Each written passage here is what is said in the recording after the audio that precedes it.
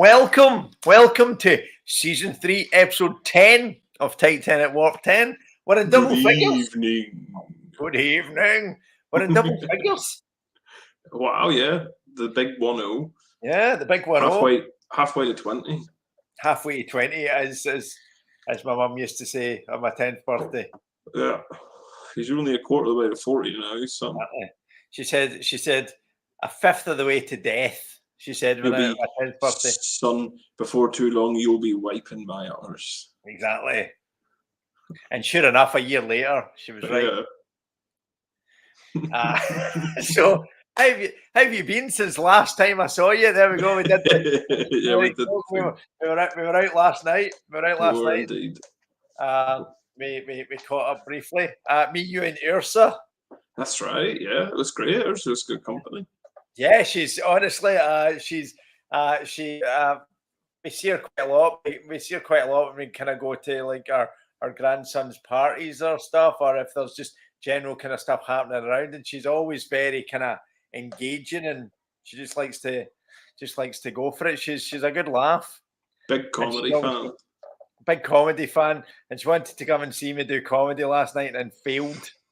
She went to the wrong place. To be fair, I also went to the wrong place. But she was sent to the wrong place. She nearly kissed me for saying that I went to the wrong place as well. She does that. She's a nightmare for that. She's she's lovely, isn't she? I didn't realise she cycled there as well. Yeah, nor did I. I said, until she was leaving. I brought my bike, and I was just like, fair enough. I thought she meant motorbike. Yeah, that'd have been awesome. Imagine if she jumped on your Harley. It's like, she puts on one of those helmets that's shaped like a skull, and she's just off into the night.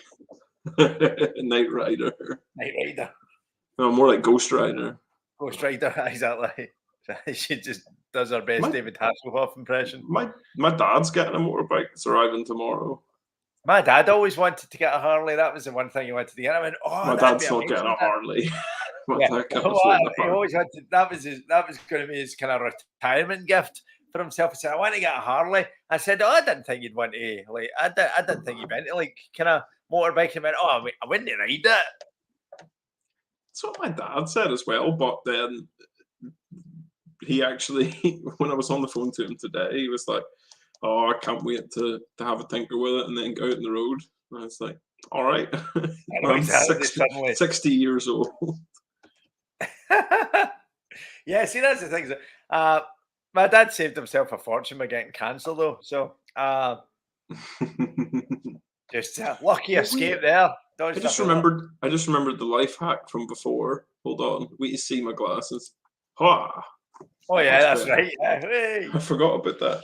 You did forget about the witness protection program. Yeah. Oh, the snipers. Shit. I watch it for the snipers. So we caught up with each other yesterday, and it was good beer garden weather yesterday. We get rained on. We did get rained on for quite a while. Get rained on. I did a gig. I did a gig which you watched. You did a very good gig. It was brilliant to watch.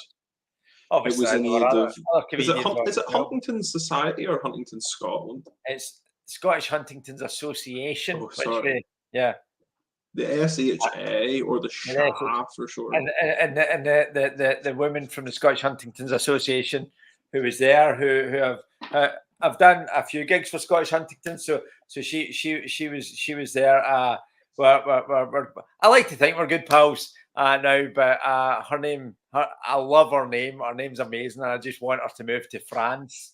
I want her to move to France, and I can't remember her name because her name is Gemma Powell.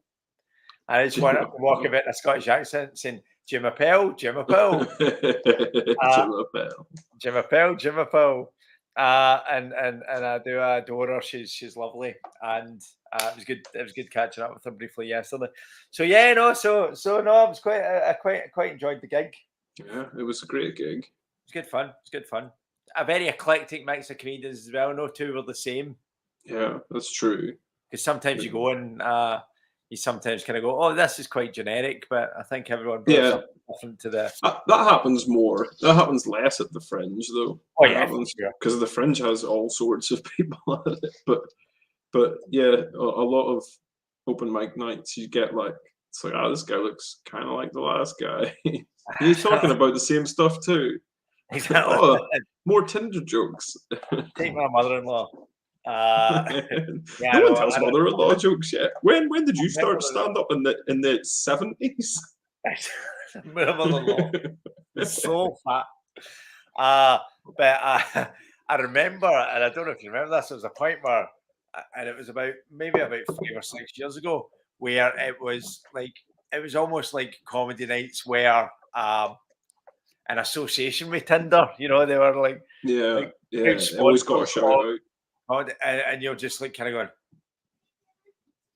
it was really, I don't know if it's the light, but I look like I've been bitten by a zombie just when I did that. I don't know. I looked really pale, and I was just like, my favorite story. I won't say any names because it's about a comedian bombing, but it was at a gig. It was at a gig. I won't even name the city.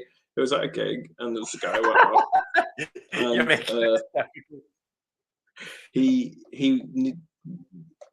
was supposed to do 10 minutes, but he only had 5 minutes really. But He was, man. before he went up, I was talking to him, and he said that he had never written any of his material down. He'd never written it down. It's all on his phone, like in recordings and stuff. And he went up, did 3 minutes, and then went, "Fuck, I've forgotten all my jokes." Oh, no. And he starts like panicking, and then his buddy who's recording him just shouts out, "Tinder!" And he goes, "Hi, I'm on Tinder." Well, I mean, how did you forget that? Everyone's everyone's doing it. You've heard it I- 6 times tonight already. I can honestly say I've never written a Tinder any material. Well, I don't write material like that anyway. But I never wrote a Tinder joke because I've never been on Tinder. Literally, No, never absolutely. once. That's the thing, isn't it? It's just funny. Oh. I will say, just when you're talking about this guy doesn't write anything down, is I never write anything either. I'm a nightmare for it. I'm an absolute nightmare. Yeah, but your comedy isn't like his comedy. Your comedy is almost conceptual. it's so weird. It's almost conceptual because it's like your comedy is about trying to get the audience to go on a wee flight of fancy. It's like a wee journey. It's like, come on a wee journey. Sometimes it's up for it though. Whereas comics like him are like, it's like they're selling something. Like they're up and they're like, here is my reality, buy it. Yeah, I'm not getting anything that anybody wants to buy. Here is surreality. I'm going to take that as a compliment. It is a compliment. I love whenever stand-up's approached from an angle that isn't, I am here to sell you my life. Yeah. My life's not interesting enough. That's my problem. Or the interesting aspects of my life I could never possibly say on stage. No, I never talk about myself on stage unless it's to paint me in some sort of horrific murderer image. I was the only I didn't really delve into my life too much. It was just, here are some jokes. Please laugh. Here's some jokes in a really bad light. Yeah, being everyone around me in a really bad light. Right. So I mean, that's just, anyway, it's just one of these things. As I said, I used to talk a lot about my kids. A lot of my material used to come from my kids. If I did something approaching kind of straight up stand up, you made them. You may as well milk them for something. I didn't make them though. That's you filled out the forms. I did. You know what? I did make them. I made them the people they are today. There you go. And they made you the person you are today. Well, like 15% of it. Exactly. They've had a big impact, but over a smaller course of time. Well, exactly, that's it. But I mean, sometimes the most big impact events can happen over a small period of time. Like getting shot. Like getting shot, 9/11. if you get shot in the shoulder, that's 4 years of recovery. Absolutely. If you get shot in the face, no recovery whatsoever. That's true. Yeah, that's just That is lights quite a out. defining moment in your life. Yeah, that's just. I just remembered I was watching a TV show right before we jumped on this. It's weird looking that way because on that screen it looks like I'm looking out, but I'm not. Very Do weird. that every week. I was watching Actually, one of the shows on Dropout, and Oh, okay. at the end of Actually, they always do like all the questions are about nerd fandom. You'd love it. But What?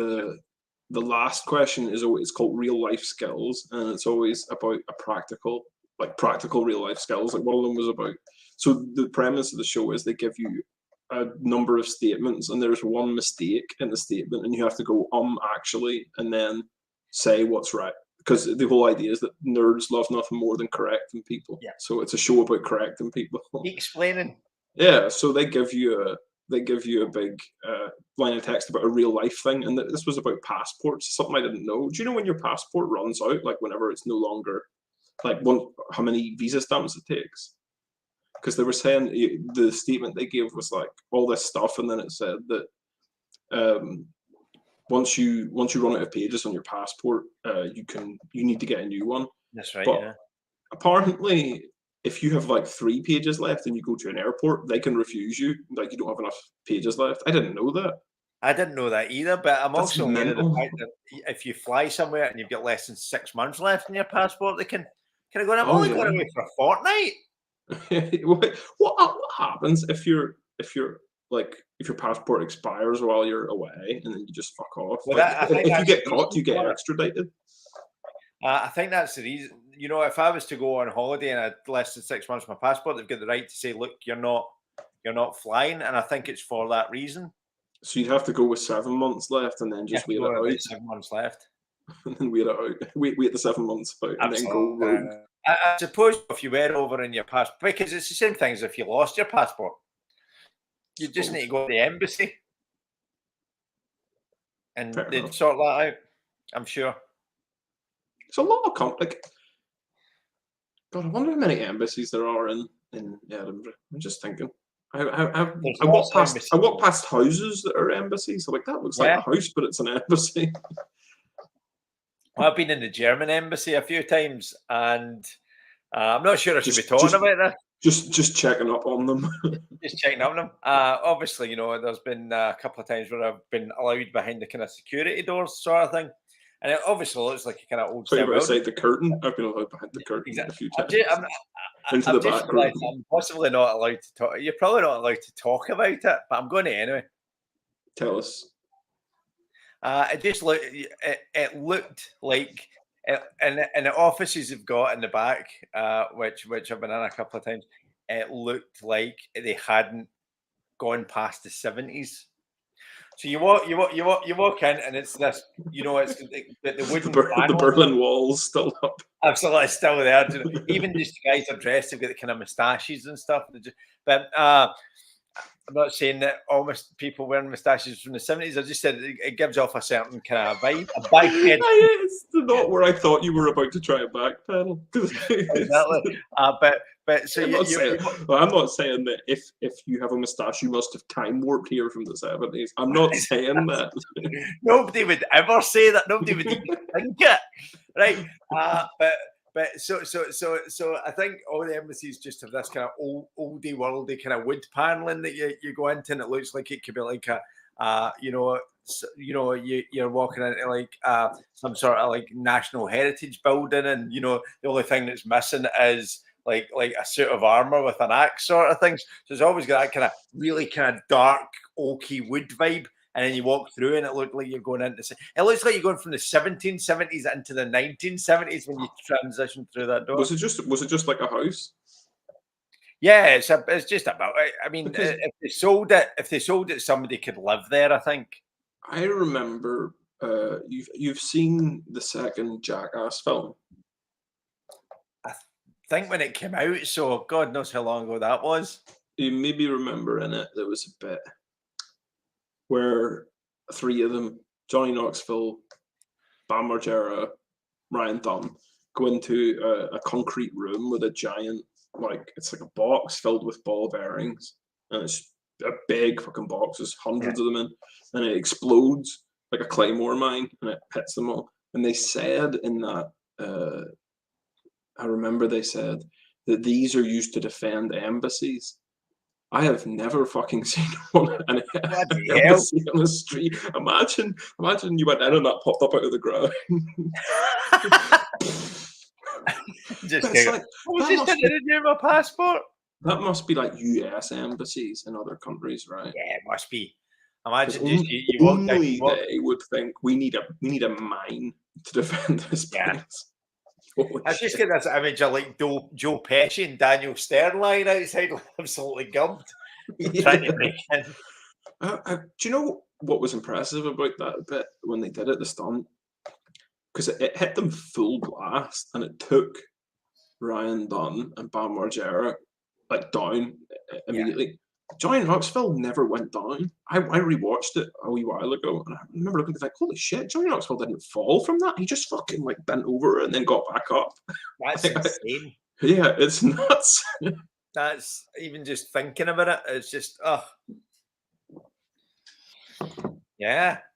They're all made of insane tough material. Yeah, my pain threshold is not low by any standards, but I just been the last 5 minutes and something, and I don't even know why I would want to get hit by it. Well, I mean, they made money off it.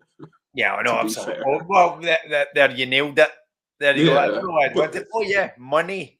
I don't know how much money they made off it though. So I'm trying to think, because I do know that they were doing. Well, I know at least some of them were doing that for like fuck all money for like skateboard magazines and like doing wee videos and stunts and stuff. But like, I wonder how much money, like, because I don't think it would be like a crazy amount. You know, someone like offer $1 million, would you do this? I don't know if it was $1 million. Like, no, absolutely. So like, you got hit by a mine for potentially. Well, I suppose Bam Margera by that point is absolutely loaded anyway because he had multiple TV shows. But like, I wonder how much money they got paid to get hit by a mine. I'd be really interested to see that because people get paid. I do think we have there's an element of getting paid on this show, and this is now my favourite one. Wait, your favourite what? Sorry, my favourite question. How much did they get paid to get hit by a mine? I mean, you could ask that up. There's a lot of like Johnny Knoxville started out he did a self-defense test. They got self-defense weapons and tested them on him for a skateboard magazine. I doubt he got paid more than $1 grand for that. And he got tasered and kicked in the balls. Yeah. All sorts of stuff. Although, I mean, if you catch me a couple of days before payday. Yeah, I'd take it. I'd take it like a champ. 50,000 tasers go. Absolutely. Fill your boots, lads. Even if I was doing quite well, just before payday, I would probably just get it in for the practice for like a low month. Kind of go, well, I mean, I'll get it out of the way, see what it's like. Imagine it was always an option. Oh my god! Imagine it's like, man, what an opportunity that would be. I mean, they sort of exist. You get those like, that's a service I should think about. There's a marketable idea here. I don't know what the laws would be around it, but if waivers and consent forms were involved, you could certainly volunteer to get the shit kicked out of you. Do you know what I'm thinking? For money, just be like, do you know what? I need 10 grand. Give me 10 grand's worth of beating right now. Perfect society, right? Perfect society, right? Here and right. Okay, this is like they tried to do it in the Purge, right? But I mean, right? No. I'm not talking about go like all laws suspended. I'm talking about go to a batting cage where someone stood there. This is my alternative to the Purge. Okay. Right, I'm just saying this is how you probably eradicate most crime forever, right? And you just kind of count people down. Statement. Right. Payday, right? So like probably about 2 days before payday, right? So I get paid the last Thursday of the month, right? The last Tuesday of the month, you get an email in, right? And it says next month's pay, i.e. Thursday, we will double it if you let someone kick fuck out of you. like proper Yep. 7 shades of shite. And here's the kicker. We'll half it if you want to kick fuck out of somebody else. Yeah, you join a team. So you would so like if you're really well, what you could do is you could go like 10 months of the year, you just go, I'm going to take a beating, and you start to kind of accrue this pot of money, and then maybe like 1 month you just kind of go, well, do you know what? Next month I've I'm living well within my means now because I've doubled my wages. Right, this month I'm going to go half. I'm gonna go halfers. I'll start, and then you get the chance to level. Now the thing is that in the run up, you're doing like push ups and sit ups. You're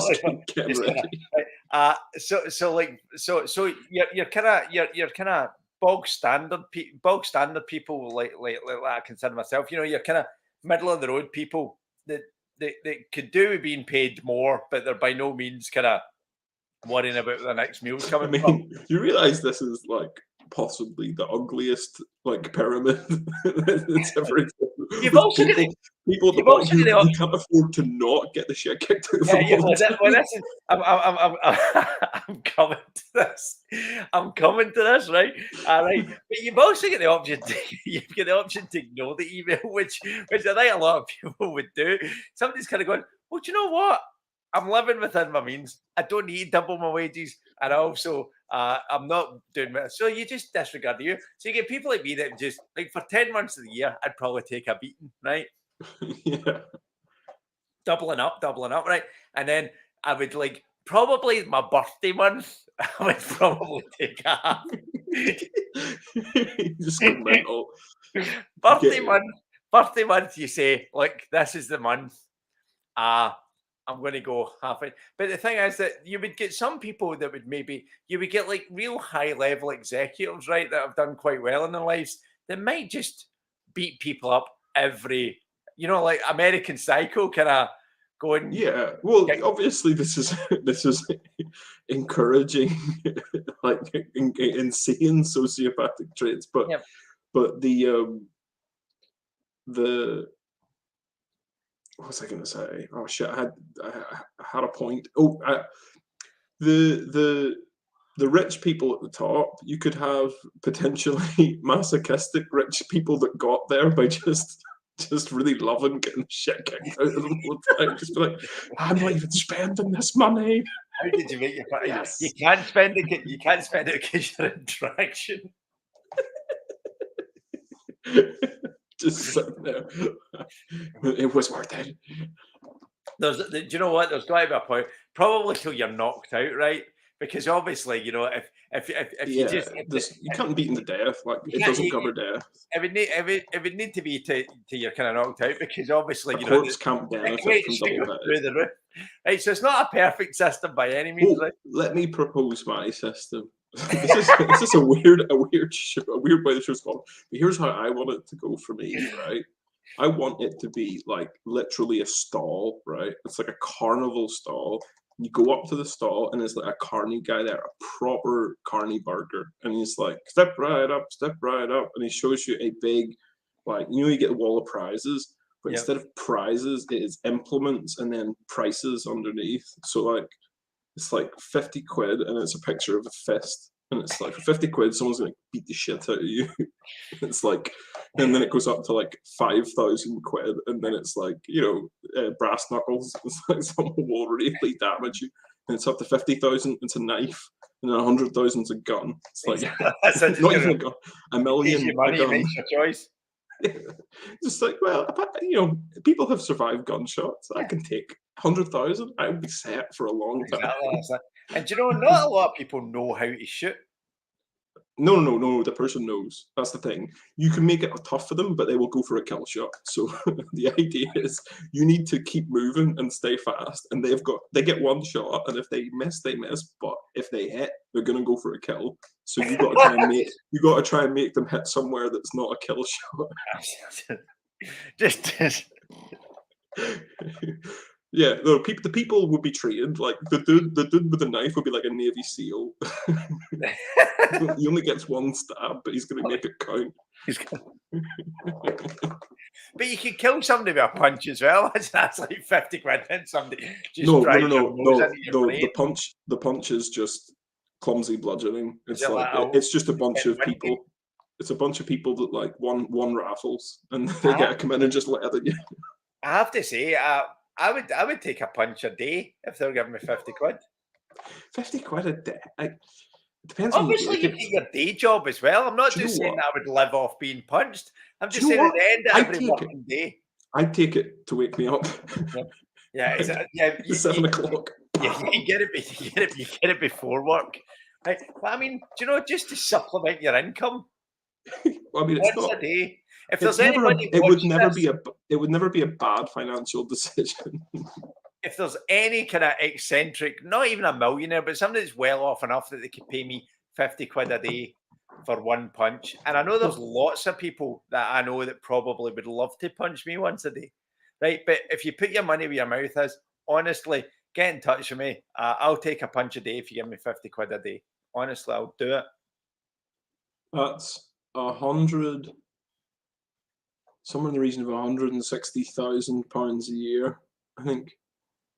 No, it's not. No, it's nowhere near that. My math is way off.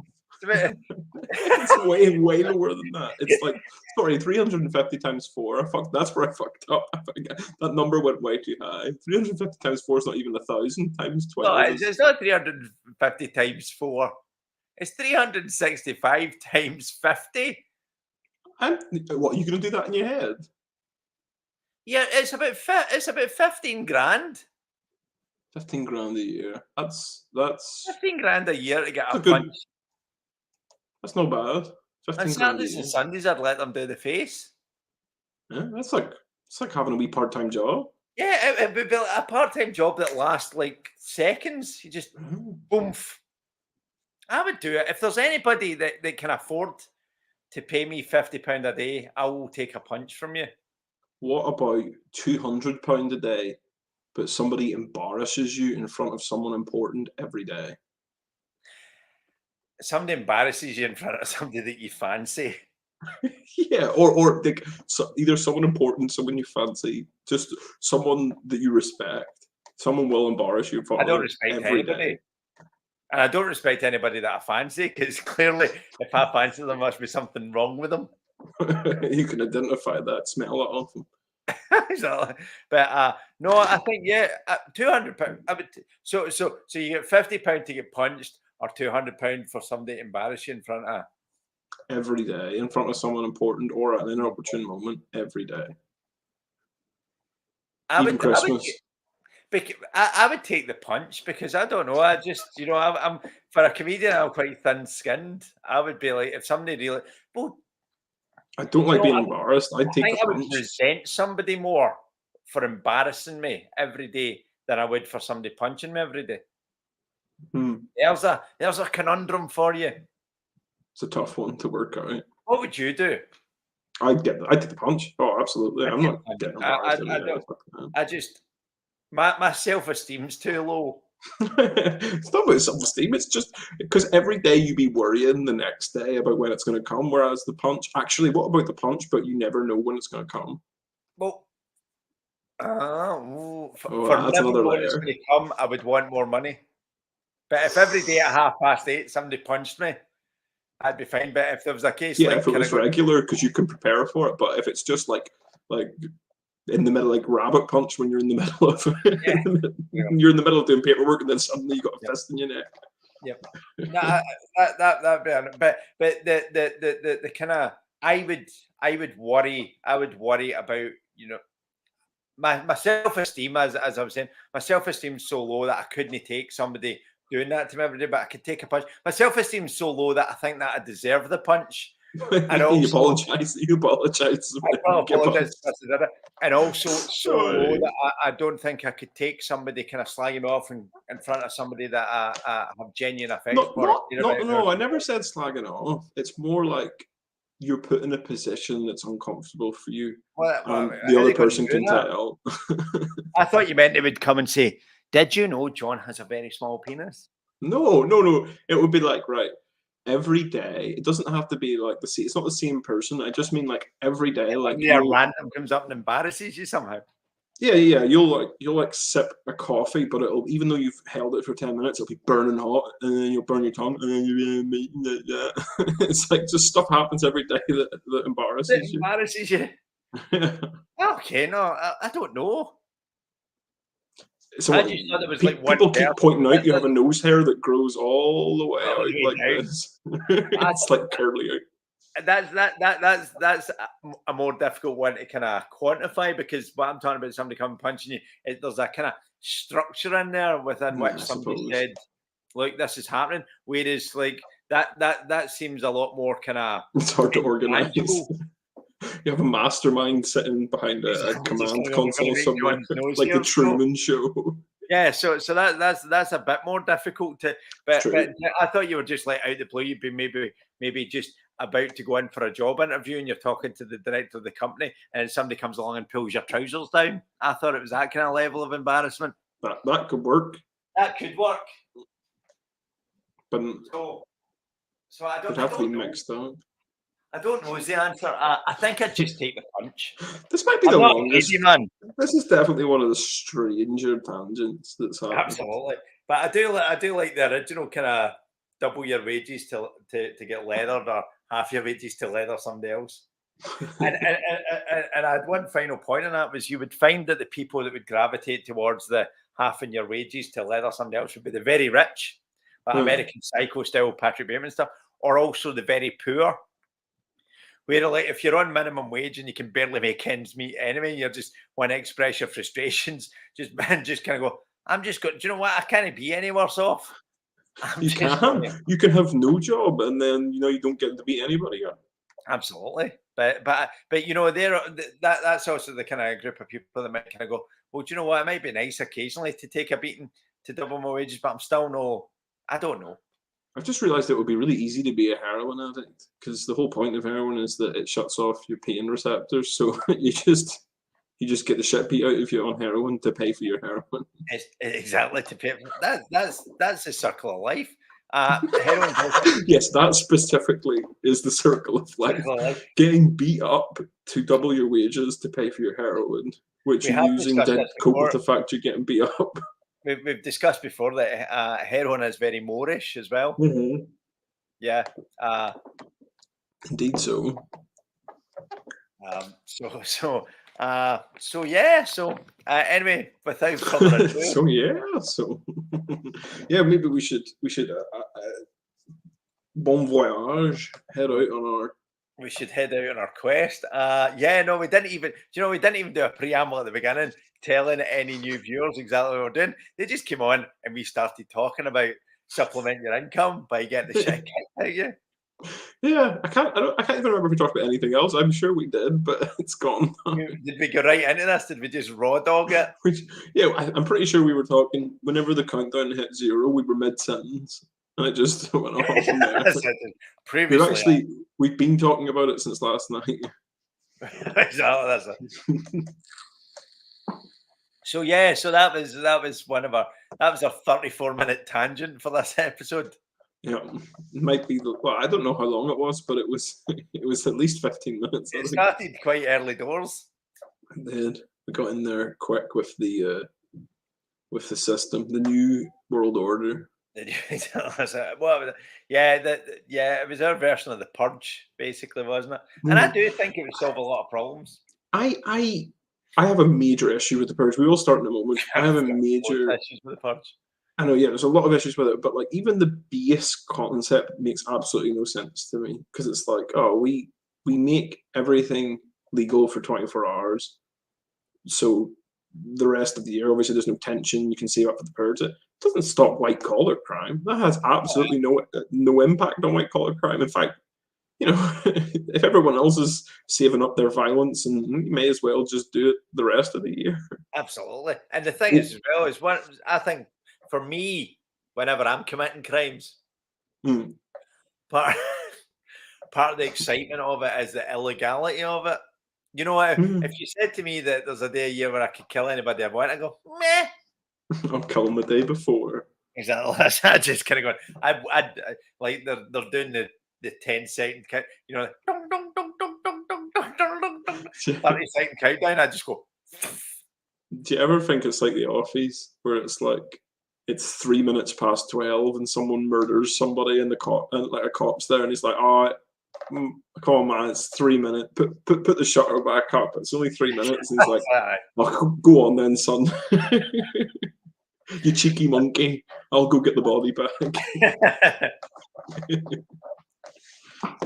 Come on. Come on, Watch copper. me slow. yeah. I'm still in. I got 2 minutes.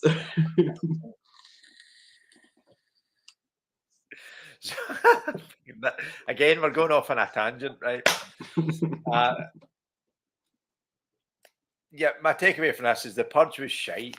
It was shite, and also the first film picked a really weird focal point. If that's your base, if your concept is like this city is going to be carnage tonight, it's like let's just focus on one family. Absolutely, yeah, no, yeah. But you know what? I would think that, yeah, I kind of understand where they were going for. It was that kind of microcosm of. Yeah, but and you would probably have the same complaint if they just went to town and it was kind of smashing things up and it was like. I suppose like they didn't need to have. They could have followed the one family if they changed the setting as well, though. Like if the idea is that it's chaos, make them flee the house at some point when they break in. They kind of do that with it. Oh, sorry.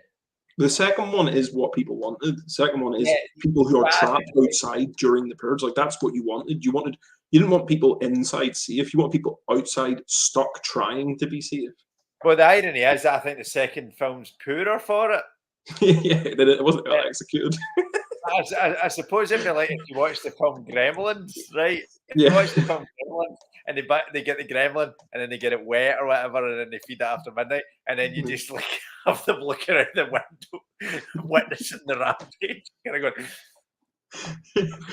going, but the way the purge was advertised was that it was like it's madness for one night, and it's like it was not. There was a bit of madness, but it was just some rich guys. The movie The Strangers did the whole concept better, and it wasn't the purge concept. It's just a home invasion. That's what it was. It was a home invasion film, and The Strangers was a better film.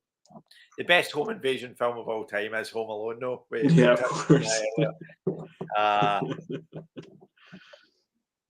But yeah, anyway, sorry, we're just gonna. I think there's actually a point now where we just don't want to do this anymore. We just want to talk shit.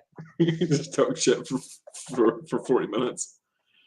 This is you trying to break records, kind of going, well, I survived for 15 episodes this time. It's not like you did an honest 20 minutes.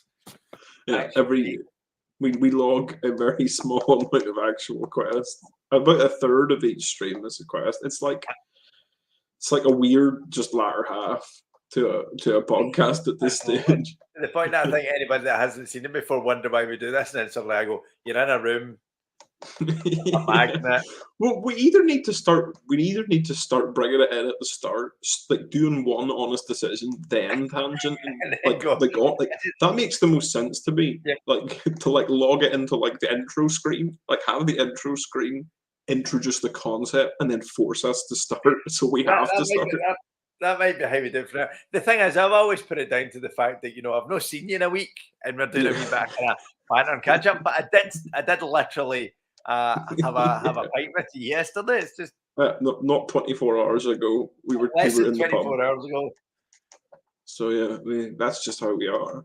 But absolutely. No, we need to see what any show that has a premise other than just talking shit needs is a director. We don't have a director. We have to make the computer the director by forcing it to tell us what to do. Absolutely. Just like a mild electric shock every time we go slightly off topic. Just for the first 15 minutes. My granddad got one of those for his dog. And a woman on the beach shouted at him. She was like really mad at him. And he took it off him, and it's like, Grandad, why'd you put a shock collar on the dog? Why did you take the shock collar off the dog? The thing was, it was on the beach and the dog ran into the sea and died. Dog loved to see. Absolutely Oh, I think adored I to said see the that. dog loved the dog loved being electrocuted. The problem I just was kind he of was getting he the, was the getting too wheel many kind of boners. Yeah. yeah, the lipstick hard on. It's like See, that dog never stopped having lipstick hard-ons. He was a golden retriever, just the horniest breed of dog if they're not neutered. horny. Like a teenager. They are. He was Like a like in teenager with doggy at the time. He was like a doggy teenager, basically. You have gone full doggy Lorez. teenager. You look like you're. You look like your internet's plugged into a pan loaf, not a router. What is this? Is it about You've gone can you low not see me? res. I can see you. It just it looks like you're being rendered on a Sega Genesis. That's Like Mr. weird. Potato Head. I don't know. Yep. Just in time for us to start the quest. What's going on? Yeah, you look like an alien. Is it getting better?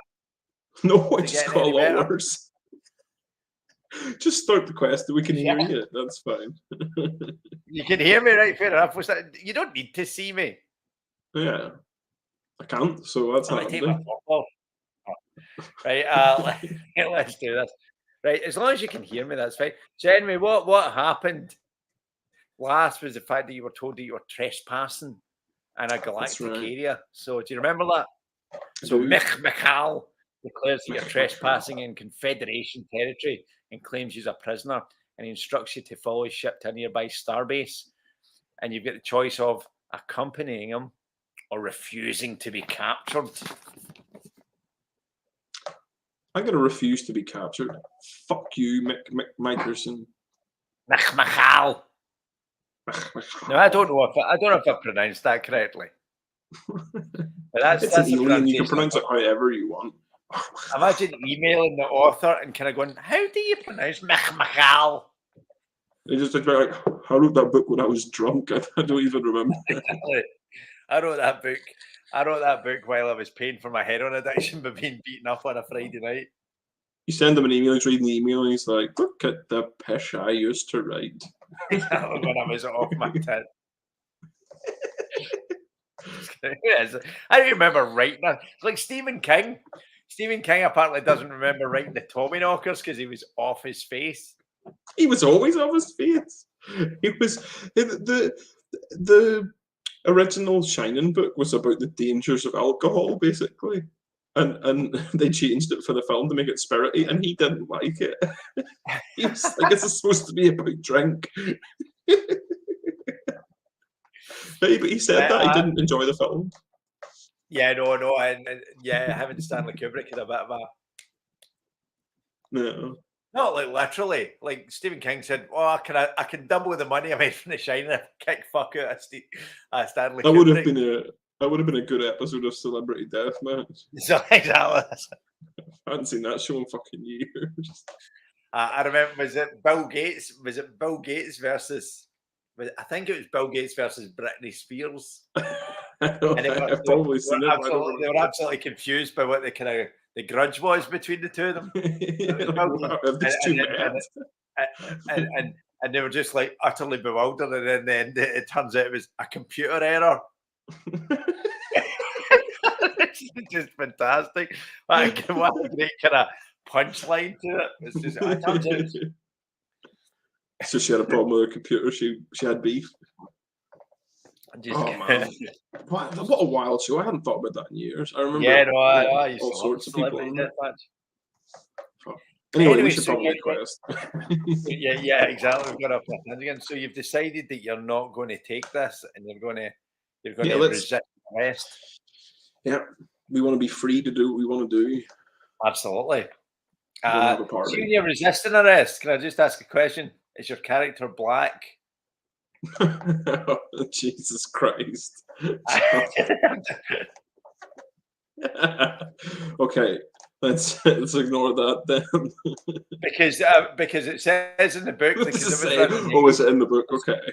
It says in the book that if your character was black, no matter even if you wanted to go willingly with them, it's as if you're resisting it. I don't know why it's. You have to turn to page. You have. Whatever. Yeah, exactly. Are you Even this deep into space, the police is still racist. exactly?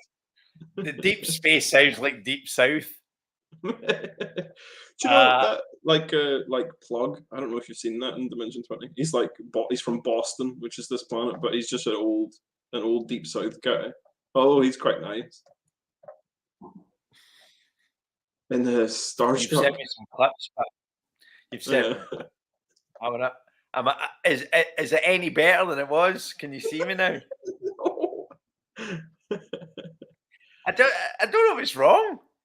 I don't know either. It gets like slightly better, then it gets a lot worse. It's like just work calls all over again. Absolutely. Oh, do you know my problem? Do you know my biggest problem? My biggest problem is it never happens in work calls. Yeah, it's always crystal clear. Crystal clear. I see everybody, and they can see me, and they can see my eyes rolling. And I'm like, you can see the snot hanging out your nose. You can see this. For some reason, every day I've got a nose hair that just grows longer and longer and longer. And but it only gets longer when you lie. If only. I would be able to fashion a rope from it and escape. like nose hair Rapunzel. That would take a while. I don't know how you would climb down your own nose hair. You'd have to tell about 40,000 lies. You would have to like fashion some sort of pulley system as well. You couldn't just. Oh, that pain though, because when you pull a nose hair. Yeah. Tears. John, help. No better than being in work. And then someone says, "Why didn't you just take the stairs? You could have left any time you wanted." Just claim you've got diarrhea and run out of the room. Diarrhea and run. Full speed, knock over your chair. Every time somebody calls me now, and it's as if they know I've just gone to the toilet, and I just hear the Teams thing going bong dong bong dong dong. I'm like, what? And then you've got to get it on your lap. I know exactly. Just sitting there, why's your camera not on? It's fine, and then you mute it when you need to flush. Or whenever you need to strain. I'm just gonna go. So anyway, what we're going to do? What we're going to do moving forward? You got a green screen above your toilet. It looks like I'm on a beach. I've actually got a green screen of someone else's toilet. You've got a green screen of someone else's toilet? I've got a green screen of someone else's toilet, and anybody that knows me says, "That's not John's toilet. Clearly he's not in the toilet." And it's like a double bluff. Yeah, you're like covering it. Yeah, it's like, that's the bathrooms in the Hilton. Yeah, that's not John's toilet. Or just to creep them out even more, it's their toilet. But it changes. It's like psychic paper, whoever's looking at it. Whoever's looking at it at any given time, they see it's like a script toilet. that searches their files for their toilet footage, as we all have. Exactly, the schematics of the toilet. And then they're just kind of going, and I would just out the blue, just kind of going, well,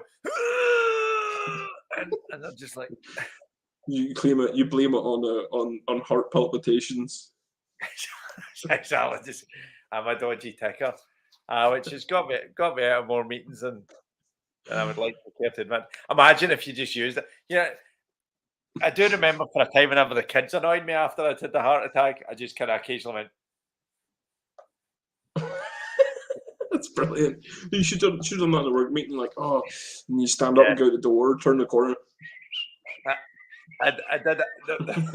There was actually way up. We will get back to the question.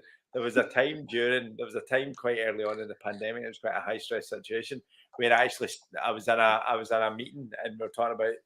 I won't go into too much detail because again probably not allowed to. But there was a certain product that we were having trouble getting delivered to us and to the hospital. It's okay to talk about it now because it's about 2 years later. But I won't go into any real specifics. Everything worked out fine, but it was a wee bit too close for comfort. I will just say that. And if you do a freedom of information request, I'll tell you that. Remember, anyways, it doesn't matter. It got too close for comfort. Nobody died as a consequence of it. It's all good in the hood, always good. Right? So it was a wee bit stressful, and I started to experience chest pains. during the call. And I came off the call and the sweat was pissing off me. And I messaged my line manager's line manager, and he said, "Well, you have to go to the hospital right now." And I did. So I went to the hospital, and I went to the Royal Infirmary. They took me in. They did tests. They said it was an anxiety attack then. But I left at 10:30 in the morning. Didn't go home till 9 o'clock at night. Holy shit! And do you know what? See, for the first 6 months, I was back at work at 7 o'clock the next morning. And I made the joke this for the first 6 months of the pandemic. I said that was the closest I got to a holiday, was sitting in a hospital bed all day in the Royal Infirmary. With heart murmurs. With heart murmurs, with the fear of death looming over me. And do you know what? Do you know when I was like kind of running out the door to go to the hospital, I grabbed my Kindle. Oh, I'm up here for the long haul. I need something. Yeah. Any A&E trip is absolute madness, just the length of time. But it's free, so that's good. Yeah, absolutely. But so hopefully I haven't like crossed any boundaries there and given information. It's all available. All the information is available, you know, and I'm sure people have done FOI requests on. And as I said, you know, everything worked out, but there was a wee bit of touch and go, and it was 2 years ago. And we were infinite, and I don't think I'm lying when I say that Scotland's NHS Scotland's response to the pandemic was miles ahead of NHS England, in my opinion. But also, NHS I think so. Larger and blah blah blah. But so there was never a point where it was a stressful situation. But as I said, you know, everything worked out fine. So that's why I think it's okay to talk about it, even though it probably isn't. I mean, I'm sure it's okay to talk about even if 30,000 people died. I mean, as long as you don't. People died. People died, but I'm just saying that there was never a point that people died as a consequence of, you know, the item in question not getting to where it was supposed to go at any point. You know, there wasn't an interruption to the supply chain, but there was a point where we thought there was going to be. Yeah, right. That's all I'm saying. I'm not saying people didn't die. It's not. This isn't like some sort of tinfoil hat conspiracy theory. Where well, nobody died, but because that's. But I'm just saying that supply chain was uninterrupted. Yeah, fair enough. Anybody that died would have died anyway. Fair, yeah. Anyway. Do you know, I vowed never to really talk about shit like this, but here we are. Talk for long enough, you talk about everything. Talk for long enough, talk about everything. I definitely won't. I can't talk about everything. Can I ask a question? Yes. Is this dude gonna catch me? Or is it quest related? It is quest related. It's quest related. Let's get back to it, right? Because we have made one honest to God decision and we're 53 minutes in. We've got 6.5 minutes. It was an honest to God decision that you were actually privy to last week. Yeah. So we haven't. You probably made your decision last week, so we're no further forward. Nope, we haven't advanced at all. We haven't advanced at all because we talked about the purge and supply chain. It was a good chat, though. It was a good chat. It always is, if you don't mind me saying. Anyway, so the Ganzagites, which is apparently the alien's name, warn you that refusal to comply with their orders will force them to open fire. So you can decide against the battle and let Mick McCall take you to his starbase, or you can order the crew to battle stations and attack. Ship attack. Get to them battle stations right now. Battle stations, let's do this. So how does ship combat work? Well, we're about to find out. Mm. This is our first ship combat. 10 episodes in. This would have been the shittest season of Star Trek ever. If we're only doing ship-to-ship combat in episode 10. Just 10 episodes of going to planets. Not that much happens and then leaving. And I tell you what, there's some stiff competition for being the shittest episode of Star Trek. I bet. So here we are. Here's what we do, right? Ship-to-ship combat is conducted as follows. So you've got weapon strength and shields. Ships attack each other in turn, unless instructed otherwise, but we haven't been. So you attack the alien ship first. You roll 2 dice. You attack the alien ship and compare the total rolled with the ship with your ship's weapon strength. If the total's equal to or higher your ship's weapon strength, you have missed. If the total's lower than your ship's weapon strength, you've scored a direct hit. So we want to roll low. So our ship's weapon strength is 7. That's really shit. Your ship's weapon strength is 8. Oh! I thought ours was 7. Sorry. Ours is 7 and theirs is 8. Oh, that's really shit. I think that's probably the lowest roll I could have got. So yeah, I think it was pretty much the lowest roll you get. So we need to roll 2 dice, and you need to get less than 7. I didn't remember that. I think this might be it. This could be the end. Let's just take us through. But theirs is 8, so I mean they're not much better than you are. Right, here we go. First roll. Double 1. Ooh, You that's hit good, them. isn't it? You've hit them. That should be a crit, right? Double 1. Let's not get fancy, right? So how much damage? You roll 2 dice, but this time compare the total with the alien ship's shield score. So it's equal to or lower than the shield score. It does 2 points of damage. So with 2 dice, you need to get with two dice, you need to get more than 12. Do I not need to get less than 12? You need to get less. Wait a minute. How the fuck does that work? Right, wait a minute. Nah. Just bear with me. Do some music.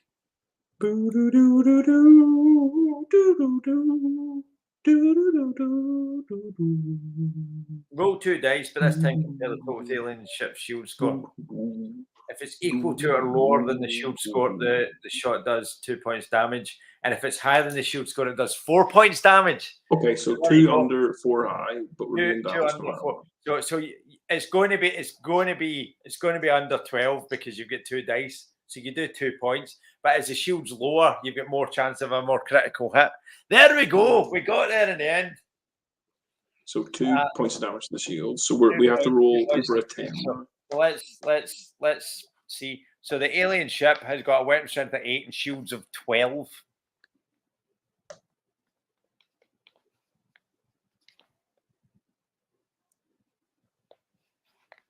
Wait, is their shields not 10 now? Their shields are 10 now, but I'm giving you their initial scores. Right, so now they're rolling against you. Bring it on. Exciting times. Heady days. 9. They rolled 9. Ah, shit, that's... Oh, no, they roll 1. Their weapon strength is 8, so they missed you. Wait, so it's good to have less? It is good. Oh, nice. Sweet. No, it's not. Oh, wait a minute.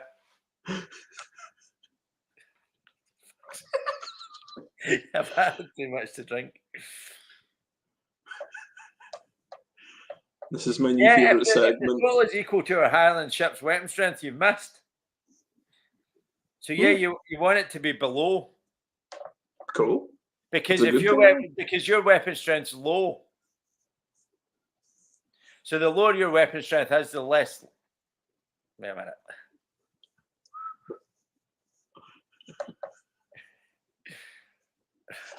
I don't know. You're not rolling against your own weapon strength. You're rolling against your own. You're rolling against, right? Yeah, no. They're rolling against 8, not 7. Yeah, they're rolling against 8. So and it's better to have higher because then you've got more gap. Yeah, so they need to get less than 8. Yes. Okay. Why did that take so long for us to work that out? Wow, I play a lot of games, and that took way too long. I know. Me too. Right. Anyway, so they missed you. Oh, good. So it's your turn. And you got a 2 and a 1, so you hit them. Holy shit! This is the luckiest. So you need to. So if you get less than 10, it's a 2. If you get more than 10, it's 4. and I've lost the dice. I've actually got a few dice here. It was less than 10, so they're down to 8. D10. So, exciting times. So you're doing okay. You're doing okay. So they need to get less than 8 to hit you. Here we go. Here we fucking go. They hit you. Damn. So they're gonna got to roll under a 12. They got to roll over a 12 to do 4, but they can't. They've got your shields are 18. Holy shit. Your shields Good are 18. luck. so it just automatically goes down to 16. I couldn't do that with 3 dice. You couldn't do it with 3 dice. So you're all right. Yeah, shields will carry us, I think. Absolutely. Hopefully. You miss them. Balls. All right. Gee's the return shot. And they miss you. And you hit them. And you need to get more than 8. Here we go. You don't 7. So they're down to 6 now. Okay. You're going to win this. Yeah, we're well in the lead. It's all about the shield.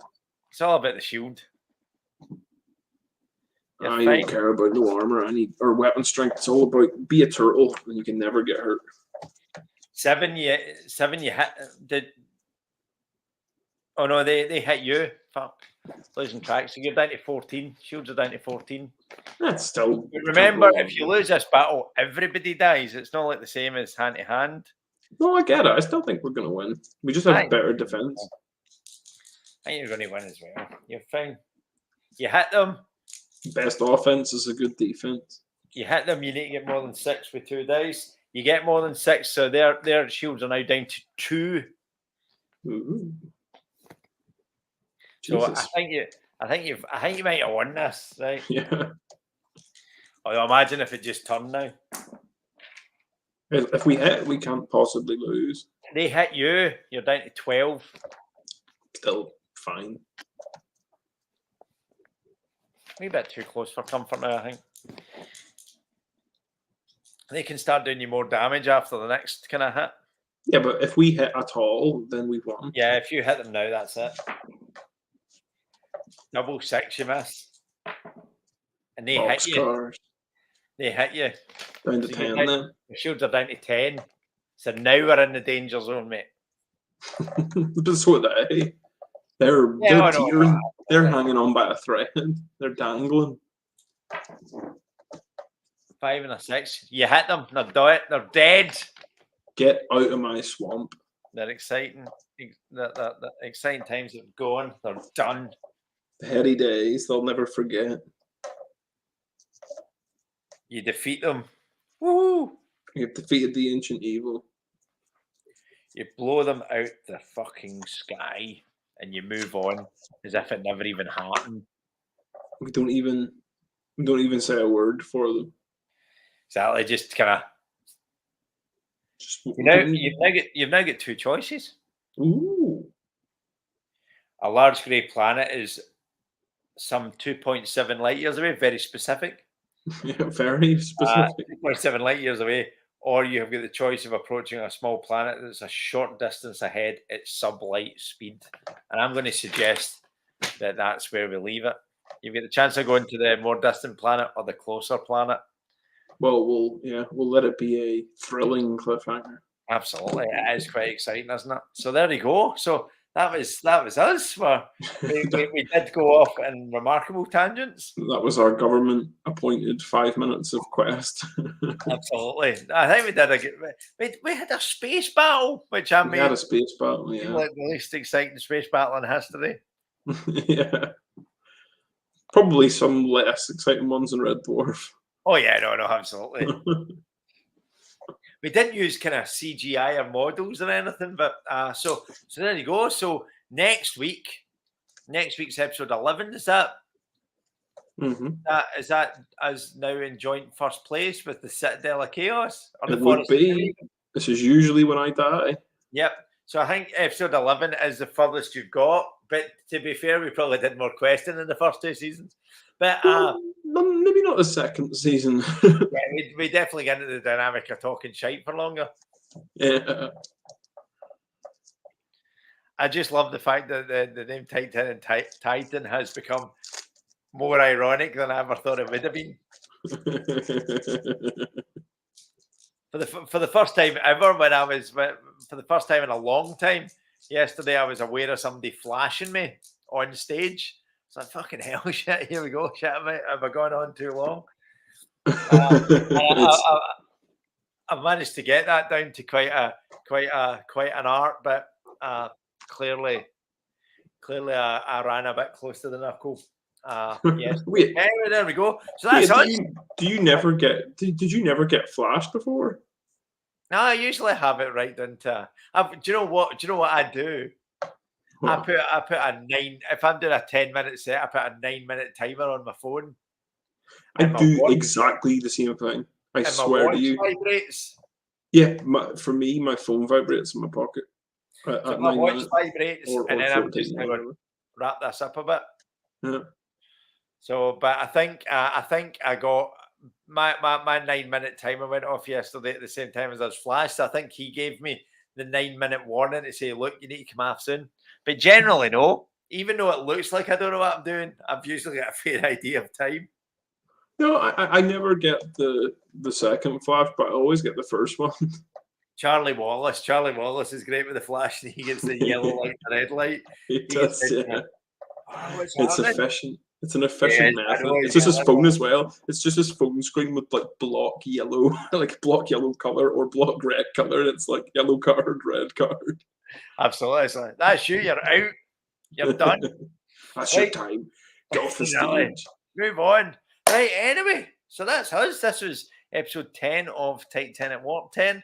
I have been, sorry, this has been Chris Ashworth. And this has been John Carruthers. I nearly told you who I was first. There we go. We'll see you next week. See you next week.